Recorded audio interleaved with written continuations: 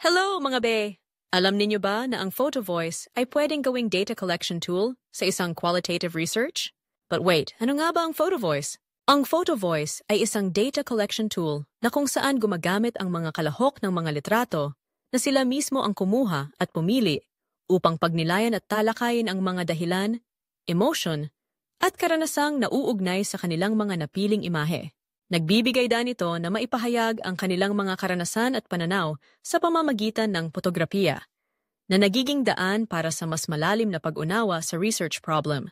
Kukuha ang mga participants ng mga litrato na sumasalamin sa kanilang pananaw, opinyon, at damdamin tungkol sa isang particular na paksa. Pagkatapos makuha ang mga litrato, pipiliw sila ng ilang imahe na magsisilbing batayan sa isang Focused Group Discussion o FGD. Sa FGD na ito, pag-uusapan kung bakit pinili nila ang mga litrato, ano ang kahulugan nito sa kanila, at ano ang opinyon nila sa mga litrato ng iba pang participants. Ang hiyang talakayan ay nire-record at sinanatusyentry na may analyze. Sa Photo Voice, itinuturing silang co-researchers dahil sila mismo ang kukuha ng litrato at mapapakahulugan sa kanilang karanasan gamit ang mga larawan. Kaya ano pa ang hinihintay ninyo mga bay?